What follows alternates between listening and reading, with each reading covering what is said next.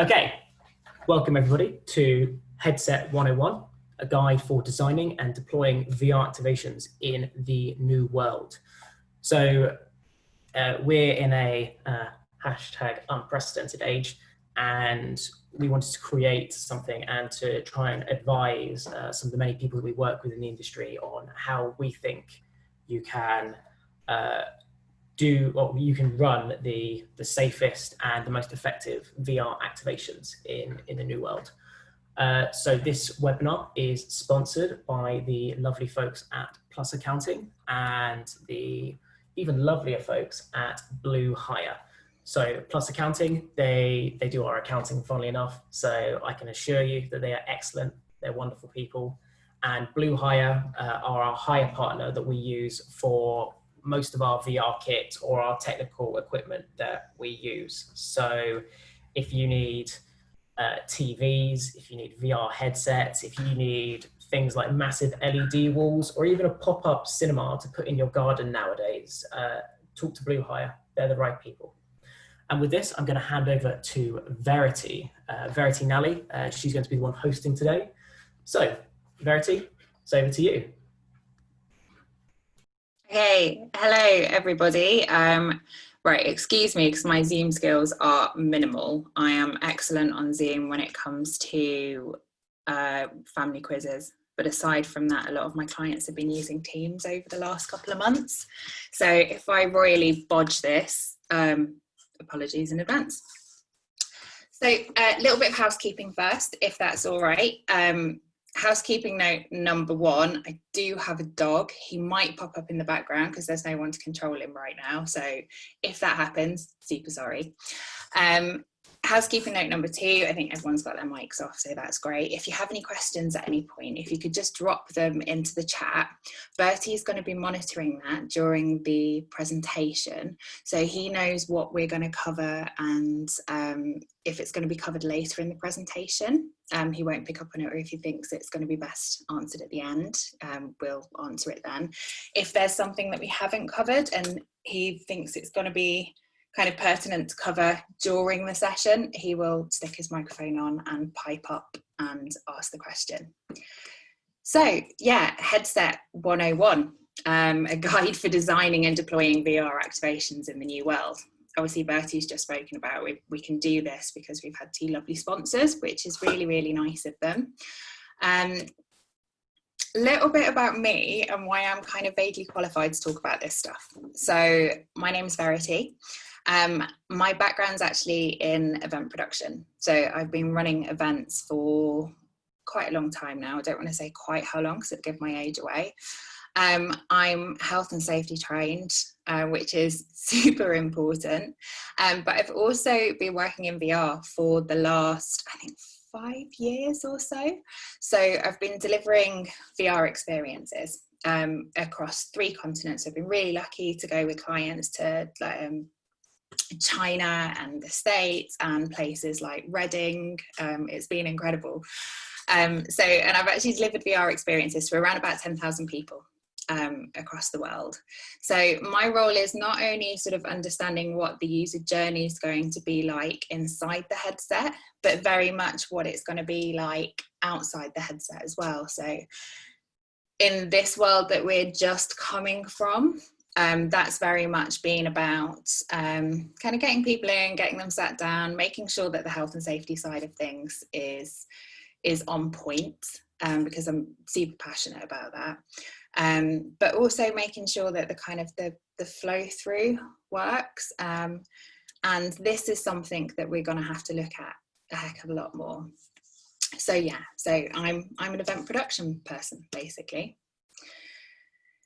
So the reason we are all gathered here today is we've been in unprecedented times. So I don't know where you've been, but I'm sure you're very aware that the COVID-19 has happened, which has been a global pandemic. It's affected pretty much everyone across the world, and it's especially and specifically affected the events industry.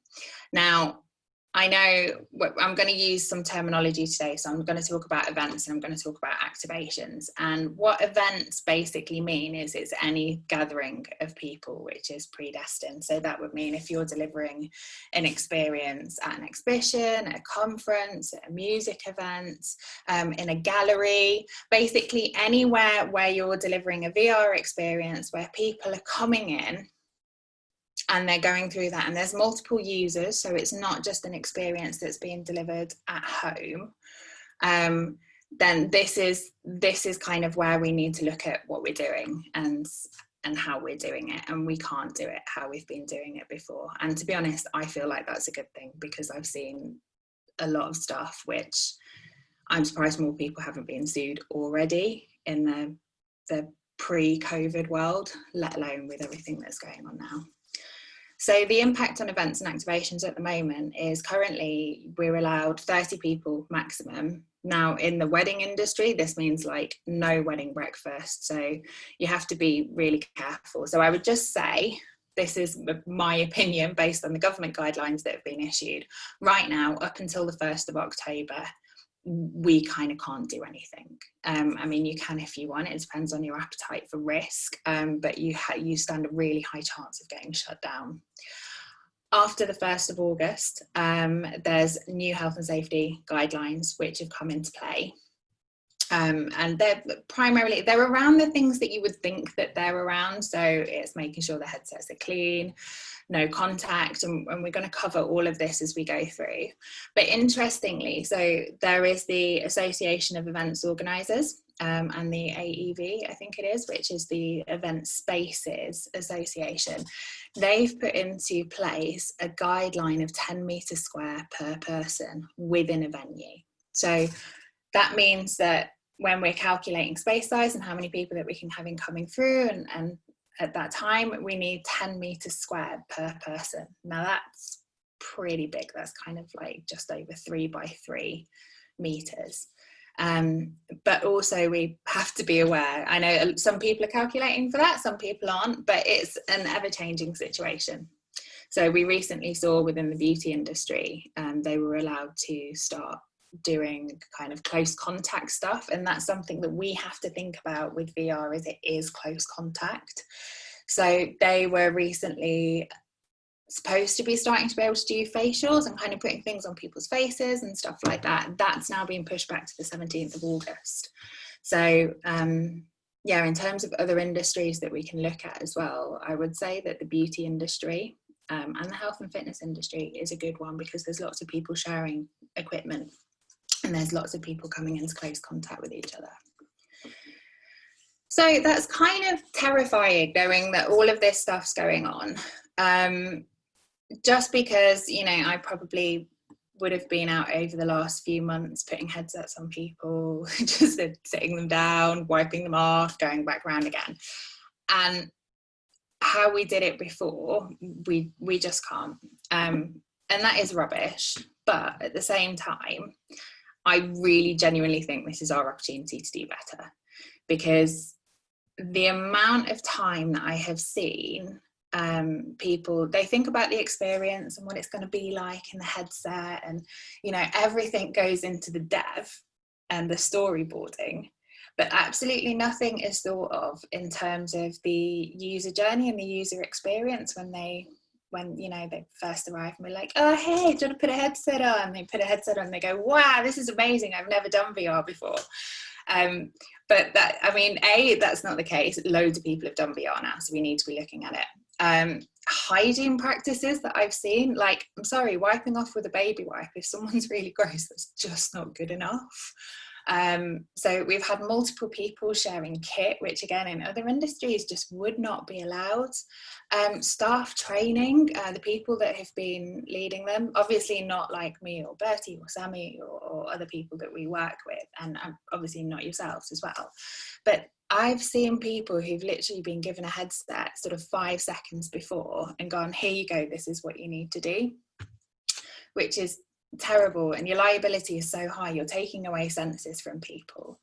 And when it's come to the actual activation or the experience on the ground, it's like, oh, here's a chair, sit down, here's a headset, can you see? Okay, cool, go, tell me when you're finished. So we need to redesign all of this. And well, when we're doing the storyboarding, when we're designing the experience in the headset, let's think about how it's going to be when it's on the ground. If we already have an experience there, that's great. Let's have a look, see how we can make it more immersive. Think about if you can control the room temperature that you're in, that's really important. Think about touch.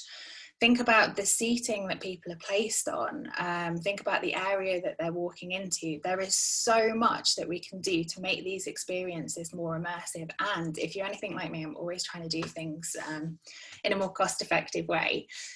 So there's loads. If it comes to like, say for example, the type of chair that people sit on, people tend to often do it just for like just having somebody there, like a chair sat down.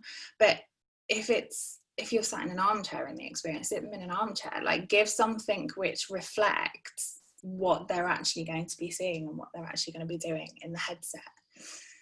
So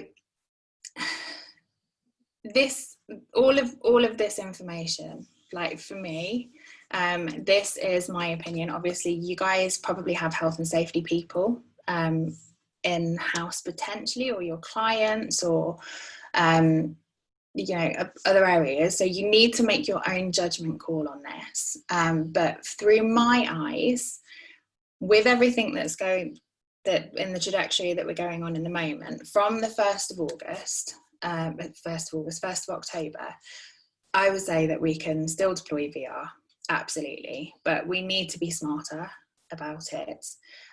We need careful planning, and we need better delivery. And I genuinely don't think that's a bad thing. I really don't. So what do we need to do now to look at redesigning the user experience? And also, I'm really sorry, I did make this on Canvas. You're going to see loads of the stock images. You probably recognize the template. Sorry about that. So this activation here is perfect. It would have been great previously, but I imagine what's happening with there is people are just rocking up, or they might be booking into like 10-15 minute slots. They're sitting down, they've got their headsets on, and previously, to be honest, I still have a few issues with this previously anyway, because you're taking away the sense of sight. You can't see what's going on for the person in the headset. And I don't know if anyone's ever had this where someone sits down and they're like, yeah, this is great. And then you take it off them and have a look in, and either it glitched or something went wrong, and actually they haven't been through all the experience.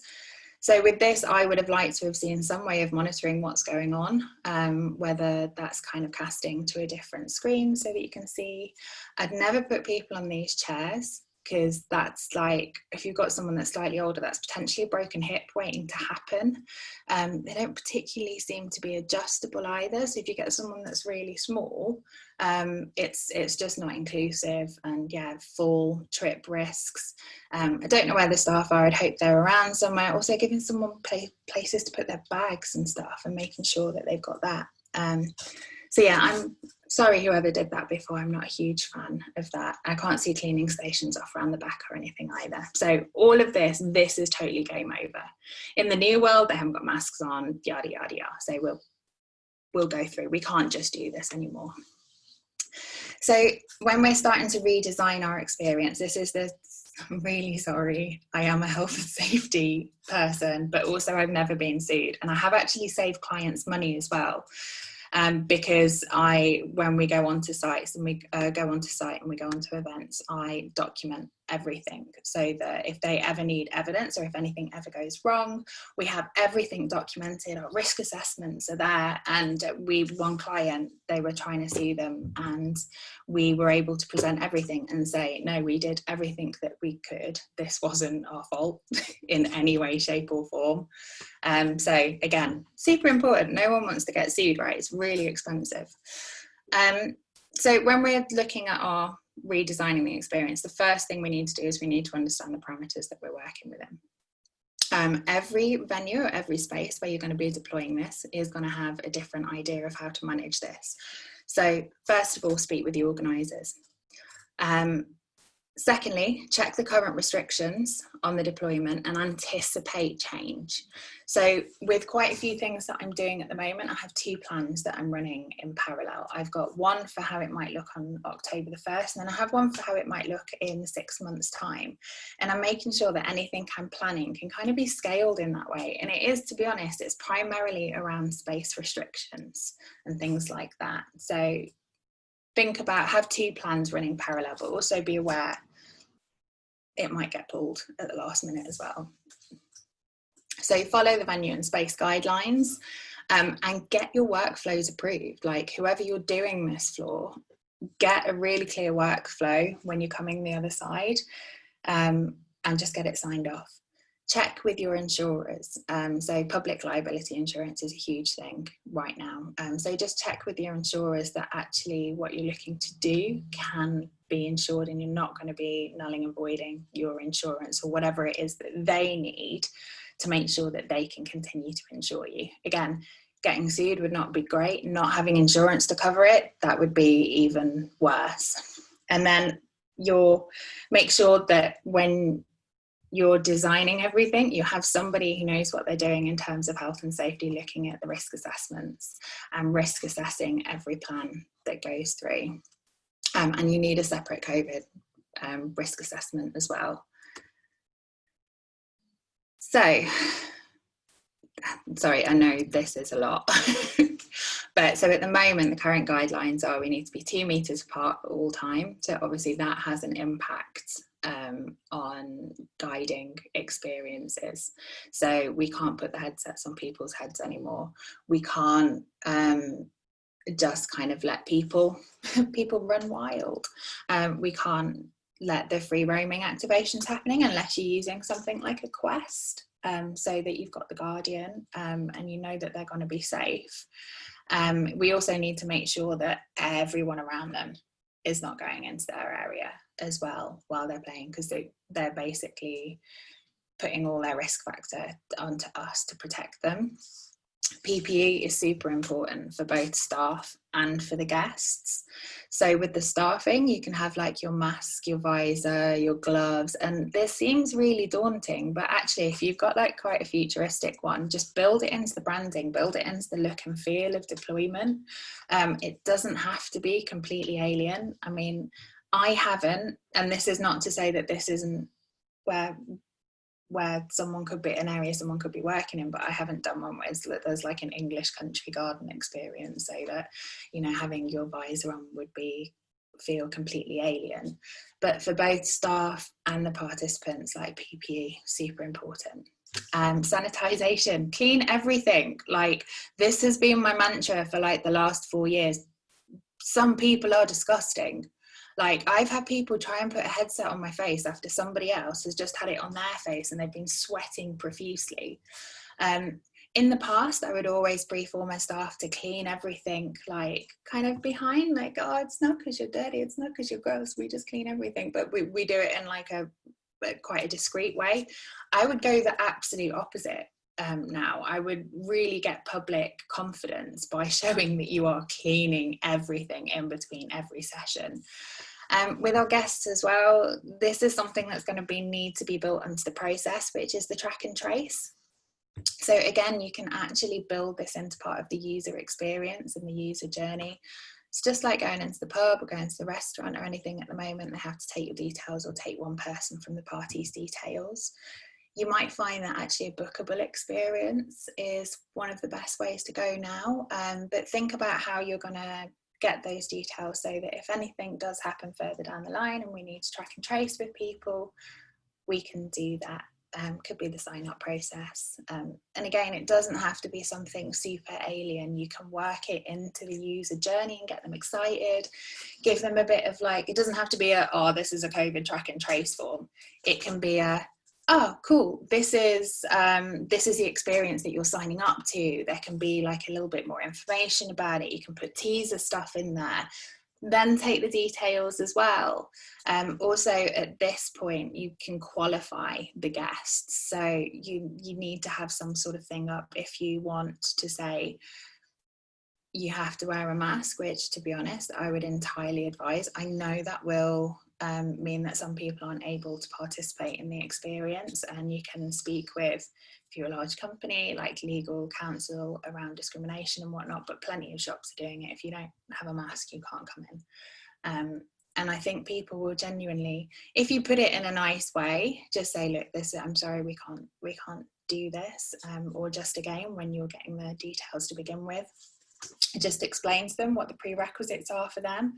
So you haven't had symptoms, haven't been doing anything stupid in the last 14 days, wearing a mask, you're happy to do that, you don't have a temperature. If you want to go, you can get the temperature scanners, which don't necessarily give you an accurate reading, but what they do is they might give you some confidence to begin with.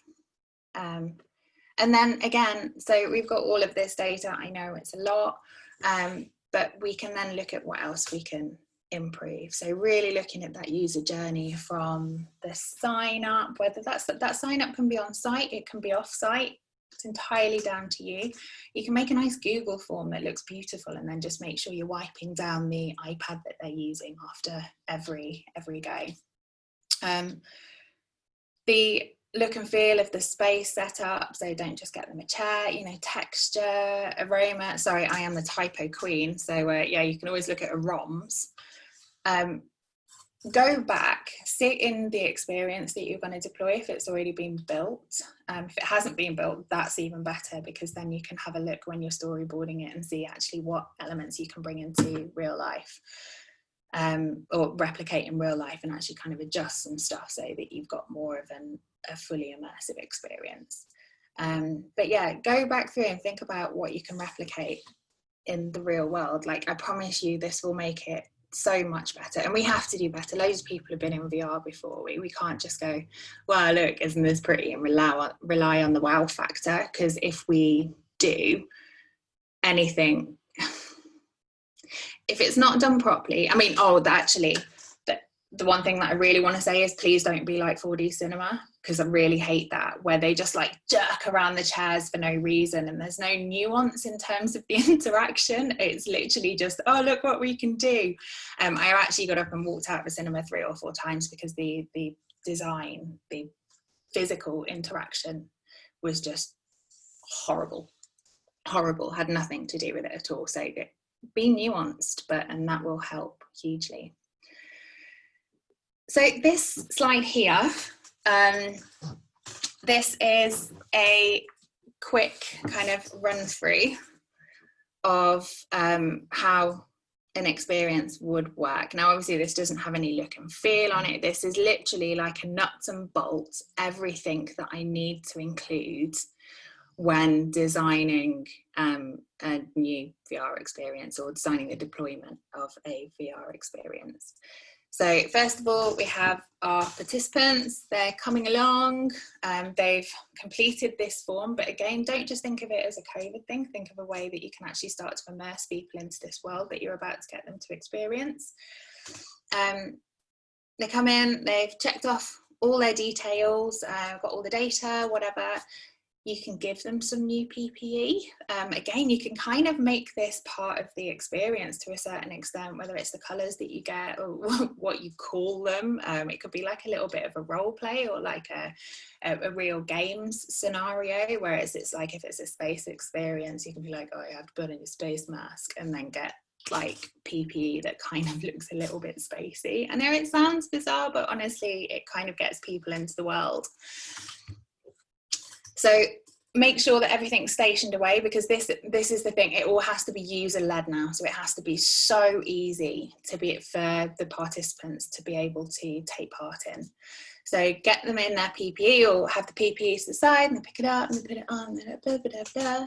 Show them over to the space. If it's a seated experience or a standing experience, again, standing experience, make sure you've got some kind of a barrier around them, because you're basically leaving them in there on your own. The one thing that I would say as well is if you can deploy it on, say, like a Quest or a wireless thing, that would be perfect because it's just less space to clean. And I would also, because this is now user-led, I would also very much have a screen behind, like I tend to cast over like a phone network. I've got an old Apple TV or a Chromecast or something, and I just have the Quest app on a phone and I cast it straight over, and there is a bit of a lag on it, but it shows me what's going on for them. And then if I need to give prompts, I can give prompts. Again, think about the audio so that if you do need to give prompts, you can get in there because you can't touch them like you used to, you know, and it's a case of like, oh, they're wandering off, or oh, they need to look over there. Like we can't do that. We can't manhandle people anymore. So we need to make sure that the experience works for them. Then, oh yeah, and I've got my person, she's very much over the side, and she's also wearing all her PPE as well. As soon as they come off the experience, we're going to have to get them to dispose of the PPE that they've just been wearing. Have a space for that. Again, you can kind of make it part of the experience. And then finally go in, clean everything, like everything in that area. You change your PPE if you need to, whoever it is that's running it, change it, clean everything, be really like overt about it as well. Like, we don't need to hide this. This isn't a discreet thing. Like, this is a clean and safe experience for you to come and enjoy. Isopropyl alcohol is a really good one. Whatever headset that you're wearing, they've released COVID guidelines in terms of cleanliness. But to be honest, I will just be grateful to see people cleaning stuff because this hasn't been happening. So key top things for me: train your staff, give them guidance on everything. Don't give them a headset 2 minutes before and then expect them to know what they're doing. They are the people that are delivering this experience. So regardless of how much prep work you've done in the background, regardless of how much dev time's gone in, if they don't know what they're doing, if they don't know to check whether people can see properly, whether it's blurry, how to adjust that, if you haven't got that training in place, and if you don't have that documented that that's happened as well, it's going to leave you liable, but also it's going to bookend this brilliant thing that you've created with just absolute nonsense and rubbishness, and that people might not even get to experience the brilliant thing that you've created because you haven't trained the staff properly. Obviously, don't touch people. Think about how you're going to manage your guests. Are you going to have them waiting if they are coming in? How are you going to have them waiting? Is it going to be like a Lidl situation where you've got markers on the floor? Is it going to be a bookable time thing? But just think about that experience before they come in as well, and where they go out. And if it's a roaming experience, we've talked about this, how do you keep them safe? Check and protect your guests. Enable the mechanism to question, track, trace. That's super important.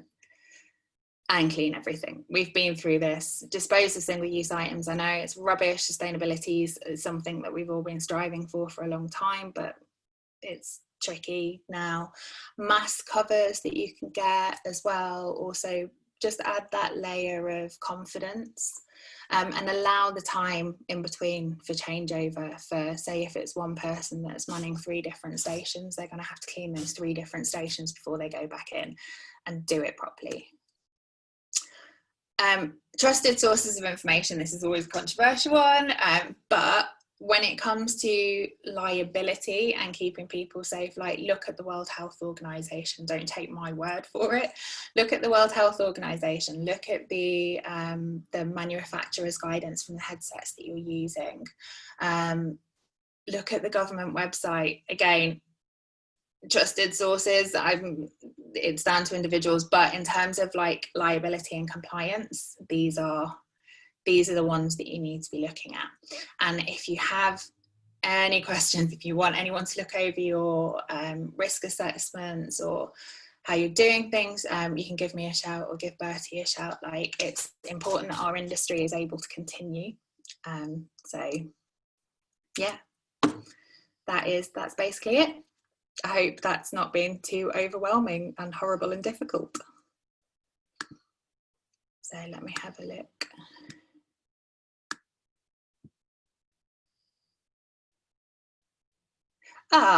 A little bit of feedback from Dan just to say this is super helpful. But has anybody got any questions or anything? Here we go. I'm just reading back through.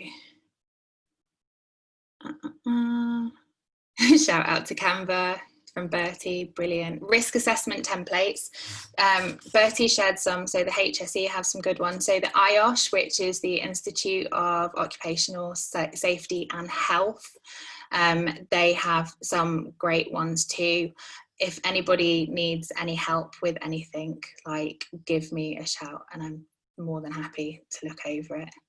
But if that's it from everybody for now, it's been really great to meet you all. And yeah, I hope it's been, specific examples of good practice.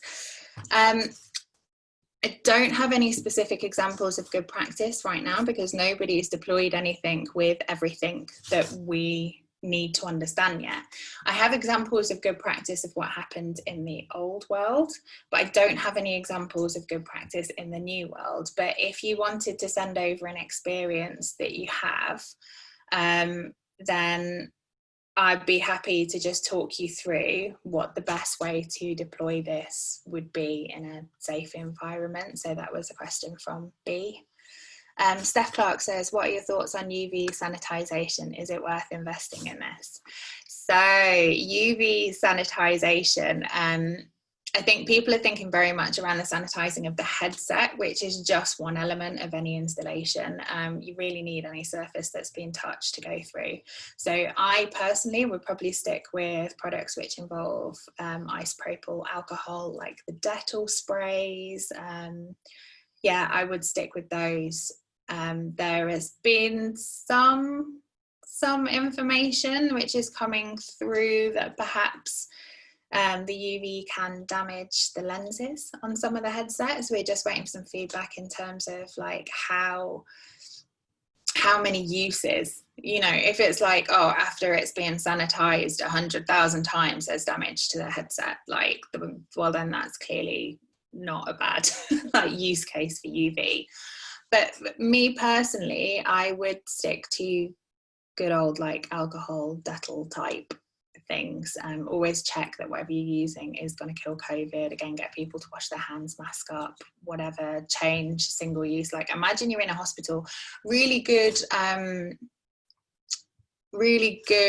industries to look at, as I was saying before, is the beauty industry, the tattooing industry, anything where there's like close contact, and they have really clear guidelines on what you should and shouldn't be doing. So I personally would stick with that. Other people might have different thoughts. Obviously, having the UV sanitization, it looks cool, but having a clear demonstration, getting the chairs wiped over and everything is, for me, much better.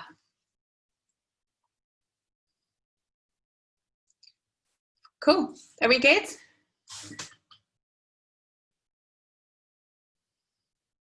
Awesome. Oh, thanks, Steph. That's really great. Pico headsets are looking like they are better than Oculus for infection control with replaceable inserts. Any thoughts on this? In terms of infection control, if you can cast them to somewhere so that you can look at what's going on. For me, the functionality is it can deliver and deploy the experience. It's comfortable for the guest and easy to use for the guest in terms of like adjusting their eyesight, you know, making sure it's not blurry, all that thing, so that they get the best experience. Same with the hand controllers, as long as you can clean and wipe those down. Really, for me, it's not the headset in particular which will have a huge impact on whether it's a good experience, whether it's going to be a safe experience or not. Like, you use what is fit for purpose.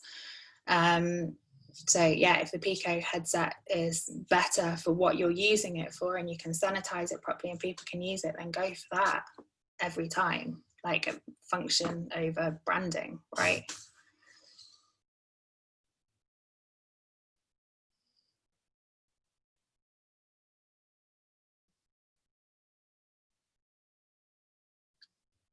Cool. So I think if we are good to go, again, give me a shout if you have any extra questions. Like, tweet me. I'm kind of a sporadic tweeter, not the best, but you can tweet me or drop me an email or follow me wherever you find me. Not my house, don't follow me at my house, that's just creepy. But yeah, it's been really good to meet you all, and then awesome, take care.